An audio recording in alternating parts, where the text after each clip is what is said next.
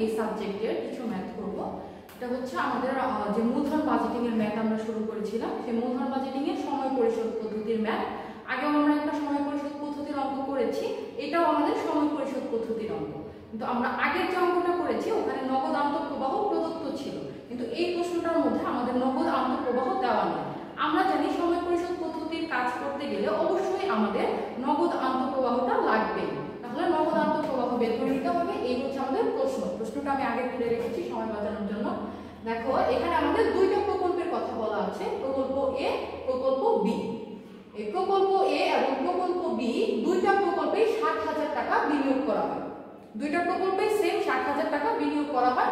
দুইটা প্রকল্পই 5 বছর ব্যাপী, 5টা বছর আছে, দুইটা প্রকল্পে 5 বছর ব্যাপী। এবং এখানে নগদ আন্তঃপ্রবাহ না দিয়ে আমাদের কর পরবর্তী নিট মুনাফাটা দেওয়া আছে। কর পরবর্তী নিট মুনাফা মানে করটা দেওয়ার পরে আমরা যে প্রতিষ্ঠানে বিনিয়োগ করা হয়েছে বা যে কোম্পানিতে বিনিয়োগ করা হয়েছে সেখানে হচ্ছে প্রত্যেক বছরে কি পরিমাণ নিট মুনাফা হয়েছে, অন্যান্য খরচ বাদ দিয়ে কি পরিমাণ নিট মুনাফা হয়েছে সেটা আমাদের দেওয়া আছে। দুইটা প্রকল্পের ক্ষেত্রে আয়ুষ্কাল দেওয়া আছে 5 বছর করে, স্যালভেজ ভ্যালু বা ভগ্নাবশেষ মূল্য এটা দেওয়া আছে দুইটা প্রকল্পে 3,000 এবং 4,000। প্রশ্ন হচ্ছে কোন প্রকল্প গ্রহণযোগ্য। এখন সময় পরিশোধ পদ্ধতি বলতে আমরা কি জানি, যে আমাদের যে প্রকল্পে আমরা যে টাকাটা বিনিয়োগ করেছি সেই বিনিয়োগটা উঠে আসতে সময় কম লাগে সেটা বেশি লাভজনক। এখন দুইটা প্রকল্পের মধ্যে আমাদের দেখতে হবে কোন প্রকল্প থেকে তাড়াতাড়ি টাকাটা চলে আসতেছে, এই 60,000 টাকা কত কম সময়ে আমরা তুলে নিয়ে আসতে পারি, এটাই হচ্ছে আমাদের এই পুরো প্রসেসের কাজটা। এর ভিতরে আমাদের আছে স্যালভেজ ভ্যালু বা ভগ্নাবশেষ মূল্য। এটা হচ্ছে আমাদের একটা প্রকল্প যখন চলমান থাকে তখন কিন্তু এই জিনিসটা থাকে না, প্রকল্প যখন শেষ হয়ে যায়, প্রকল্পটা শেষ হওয়ার পরেও যে পরিমাণ অর্থ থাকে, যেসব যন্ত্রপাতি বা মানে যে কোনো ভাবে যদি কোনো পরিমাণ টাকা অবশিষ্ট থাকে, সেই অবশিষ্ট টাকাটা হচ্ছে আমাদের স্যালভেজ ভ্যালু হিসেবে আসে।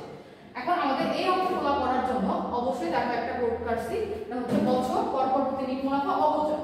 এই অবচয় জিনিসটা কি? অবচয় হচ্ছে যে আমরা যে তোমার মেশিনারিজ ব্যবহার করি, এই মেশিনারিজ গুলো সংরক্ষণের জন্য করার জন্য তোমার হচ্ছে নষ্ট হয়ে গেলে এগুলো সারানোর জন্য যে পরিমাণ খরচ করতে হয় এটা হচ্ছে আমাদের অবচয়। তাহলে এই অবচয়টা আমাদের বের করতে হবে, ভগ্নাবশেষ মূল্য এগুলো হিসাব করে কাজ করতে হবে। তাহলে আমরা প্রথমে এই প্রকল্পের কাজ করব। দেখো প্রকল্প এ এর ক্ষেত্রে প্রকল্প এ এটার আমরা কাজ করব, প্রকল্প এ নিয়ে কাজ করব। এটার অবচয়টা আমাদের প্রথমে বের করে নিতে হবে, বার্ষিক অবচয়। অবচয়ের সূত্র হচ্ছে প্রারম্ভিক বিনিয়োগ মাইনাস ভগ্নাবশেষ ভাগ হচ্ছে আয়ুষ্কাল। তাহলে প্রারম্ভিক বিনিয়োগ ছিল আমাদের 60,000, ভগ্নাবশেষ কত 3,000 ভাগ হচ্ছে 5, এখানে আসে হচ্ছে তোমার 11,400। এই 11,400 হচ্ছে আমাদের অবচয়। এখানে আমরা অবচয়ের ক্ষেত্রে প্রারম্ভিক বিনিয়োগ লিখেছি, প্রারম্ভিক বিনিয়োগ থেকে আমরা ভগ্নাবশেষটা বাদ দিয়ে দিয়েছি, মানে 7,000 টাকা আমরা বিনিয়োগ করেছিলাম কিন্তু 3,000 টাকা কিন্তু আমাদের অবশিষ্ট থেকে গেছে। তাহলে মোট কত হলো 57,000। এই 57,000কে আমরা হচ্ছে 5 দিয়ে ভাগ করব, মানে প্রত্যেক বছরে কি পরিমাণ টাকা আমার চলে গেছে। তাহলে আমাদের 11,400 টাকা করে আমাদের প্রতি বছর গেছে। আমরা এখন এটা হচ্ছে এইটার কেবিবি বের করব। তাহলে বছরগুলো লিখে দিলে 1 2 3 4 5। কর পরবর্তী নিট মুনাফা আমরা এই সারণী থেকে দেখে লিখব 6,300, 5,400, 14,100, 8,160, 12,360। অবচয় হচ্ছে প্রত্যেক বছরে সেম থাকবে 11,400, 11,400, 11,400, 11,400, 11,400। অবচয়টা আমাদের প্রত্যেক বছরে সেম থাকে। আর এরপর আসছে ভগ্নাবশেষ। ভগ্নাবশেষ বললাম যে প্রকল্পটা শেষ হওয়ার পরে যে পরিমাণ টাকা থাকে। তাহলে আমাদের প্রথম বছরে তো প্রকল্প শেষ হয় নাই, মানে আমাদের 5 বছর ব্যাপী প্রকল্পটা হয়েছে, একদম শেষে যে টাকাটা থাকবে সেটা হচ্ছে আমাদের ভগ্নাবশেষ মূল্য। তাহলে প্রথম 4টা বছরে তো আমার ভগ্নাবশেষ থাকার কোনো প্রশ্নই আসে না, কারণ তখন আমাদের প্রকল্প শেষই হয় না। তাহলে ভগ্নাবশেষ মূল্য থাকবে একদম শেষ বছরে, প্রকল্প যখন শেষ হবে তখন যে ভগ্নাবশেষ মূল্যটা বলবে। এগুলো খালি আমাদের এখানে হচ্ছে ভগ্নাবশেষ মূল্য 3000 টাকা। এখন আমরা বের করব নগদ আন্তঃপ্রবাহ। নগদ আন্তঃপ্রবাহ বের করার জন্য আমাদের কর পরবর্তী নিট মুনাফার সাথে অবচয় যুক্ত করতে হবে। কর পরবর্তী যে নিট মুনাফা হয়েছে, নিট মুনাফার সাথে অবচয়টা যোগ করতে হবে, তাহলে আমরা কি পাবো? নগদ আন্তঃপ্রবাহ পাবো। কারণ নগদ আন্তঃপ্রবাহ জিনিসটা কি? যে টাকাটা আমার কাছে আসে, যেগুলো আসে সেগুলো হচ্ছে আন্তঃপ্রবাহ, যেগুলো বের হয়ে যায় সেগুলো হচ্ছে বহিঃপ্রবাহ। তাহলে আন্তঃপ্রবাহ আসে এই যে 11,400 টাকা আমি মূলধন জনপদ সারাইয়ের জন্য খরচ করেছি। এই টাকাটা আমি কোথায় থেকে খরচ করছি? যে টাকাটা আমার কাছে আসছে, আমার কাছে ছিল, বা আমার কাছে আসছে, ওই টাকা থেকে তো আমি যন্ত্রপাতি সারাই করছি। তার মানে এখানে যে অবচয়টা আছে সেটা আমার আন্তঃপ্রবাহের ভিতরে পড়বে, বাইরে পড়বে না, ভিতরে পড়বে। নিট মুনাফার সাথে, নিট মুনাফা মানে হচ্ছে সবকিছু বাদ দিয়ে যে মুনাফা থাকে সেটা। এখন সবকিছু বাদ দিয়ে যে মুনাফা থাকবে তার সাথে আমরা অবচয়টা যুক্ত করলে পাবো হচ্ছে নগদ আন্তঃপ্রবাহ। 6,300 এবং 11,400 আমাদের হচ্ছে 17,700, 16,800, 25,500, 19,560, 26,760। এবং লাস্টের ঘরে একটা কথা আছে, এখানে আমাদের যেটা বের হয়েছে এটার সাথে যোগ করতে হচ্ছে অবচয় যোগ করার পর আমাদের যে ভগ্নাংশের মূল্য আছে সেটা আমাদের যোগ করতে হবে, কারণ এই টাকাটা কিন্তু আমাদের কাছে থেকে গেছে, এই টাকাটা আমার কাছে আসছে। তার মানে আমাদের এই ভগ্নাংশটা যোগ করতে হবে। সবগুলো ঘরে শুধু এই দুইটা করে যোগ করতে হচ্ছে, আর শেষের ঘরে এই তিনটা যোগ করে আমাদের এখানে নগদ আন্তঃপ্রবাহ আসবে। এরপর বের করব হচ্ছে প্রমাণিত নগদ আন্তঃপ্রবাহ 17,700, এটার সাথে যোগ দিব 16,800, তাহলে হবে হচ্ছে 34,500, 34,500 সাথে 25,500 যোগ করলে আসবে হচ্ছে 60,000।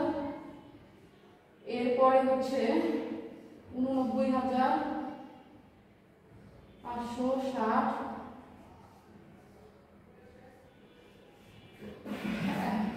1,06,320। এই হচ্ছে আমাদের প্রমোচিত নগদ আন্তঃপ্রবাহ। এখন আমাদের নগদ আন্তঃপ্রবাহ আছে, প্রমোচিত নগদ আন্তঃপ্রবাহ আছে, বছর আছে। তাহলে আমরা নরমালি আমরা যে আগে যে সূত্রটা শিখেছি সেই সূত্র ব্যবহার করে আমরা পেব্যাক পিরিয়ডটা বের করে ফেলতে পারবো। তাহলে এখানে আমাদের এনসিও কত? 60,000।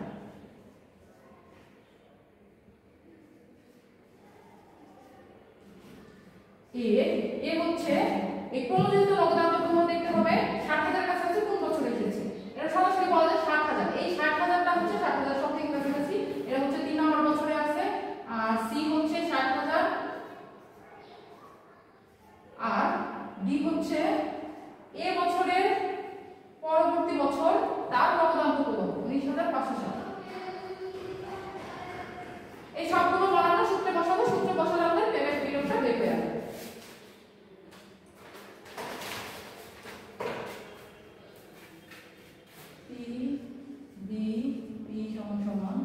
A plus NCO minus C by হচ্ছে D, এর মান আছে আমাদের 3 প্লাস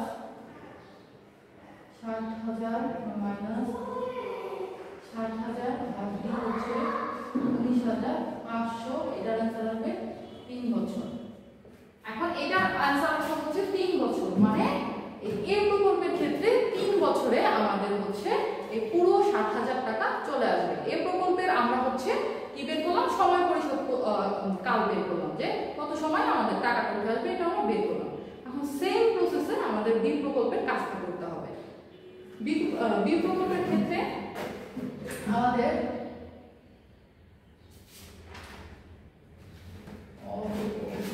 ভুল করেছি, 70,000 হবে। বি প্রকল্পের ক্ষেত্রে প্রারম্ভিক বিনিয়োগ হচ্ছে আমাদের 70,000,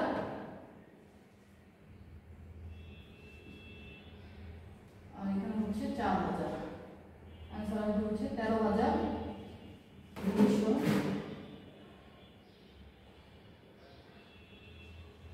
13,200, 13,200, 13,200, 13,200, 13,200।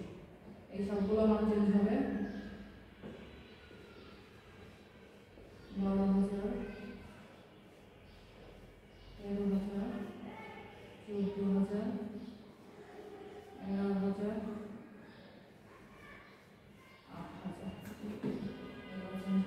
8,000।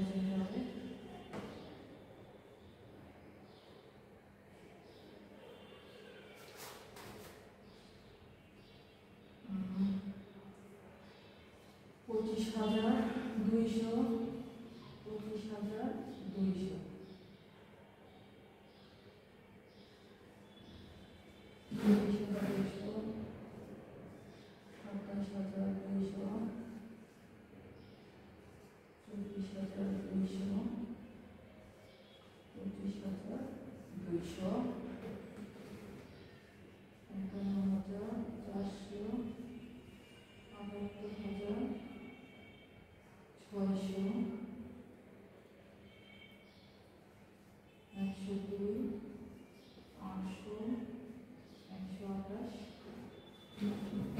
আমাদের সারণীটা আমি মানগুলো একটু দেখে রাখলাম, কারণ এগুলো হচ্ছে বের করতে গেলে অনেক সময় প্রয়োজন।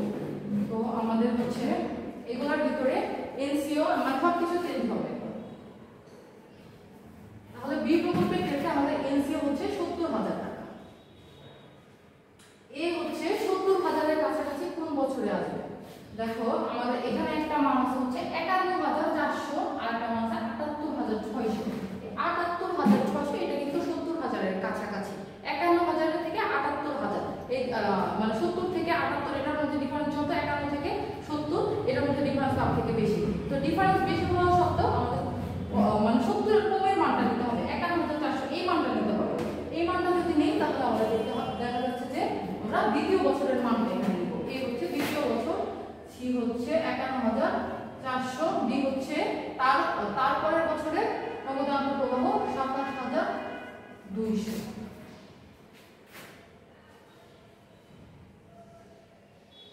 এখানে হচ্ছে 2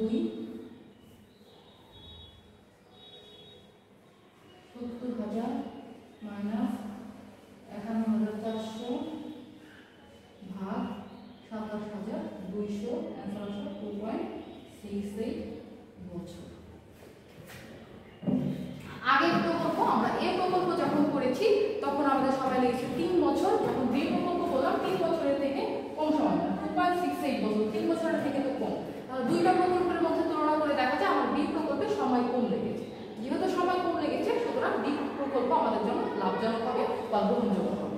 এইভাবে আমাদের নগদান প্রবাহ দেওয়া না থাকলে আমরা কাজ করে সময় পরিশোধকাল বের করতে পারবো। আর এভাবে হচ্ছে আমাদের অঙ্কগুলো শেষ করা। তো সবার কাছে বিদায় নিয়ে আজকে ক্লাসটা শেষ করছি। সবাইকে ধন্যবাদ। পরবর্তীতে অন্য ক্লাস